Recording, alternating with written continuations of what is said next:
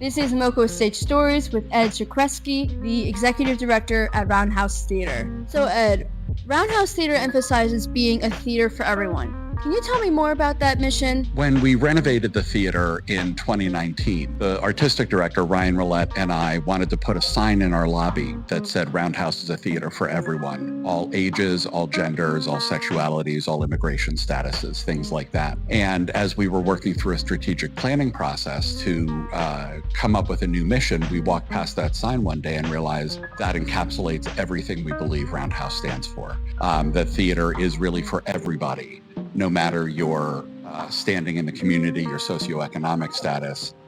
Everybody who comes here is welcome here. Roundhouse is basically known for its plays dealing with social justice issues. How do you guys leverage the amount of, in terms of discussing social justice and political issues? I think social justice issues are core to what we address at Roundhouse. Theater has the ability to change people's minds, and if you can change people's minds one at a time, you can eventually bring about a lot of change.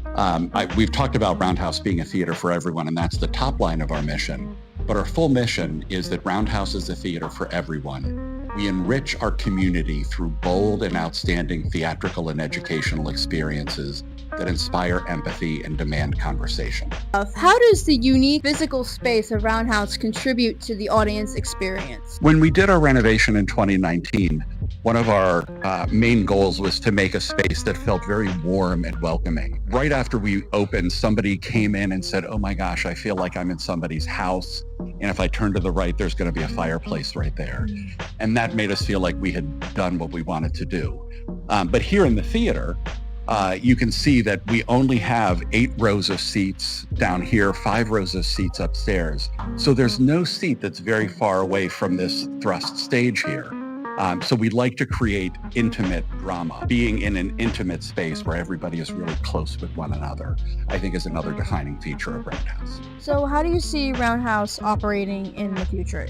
This is a tough time right now for all theaters in America. The pandemic changed audience behaviors. And so American theaters in general are struggling to balance our increased costs due to inflation with what is, for the most part, slightly decreased attendance across the country. 5 years from now, I would expect that Roundhouse will be doing very similar programming to what we're doing, speaking to the current moments in our country, putting DC's best theatrical artists on stage and on our creative teams, and continuing to grow our audience and our base of supporters.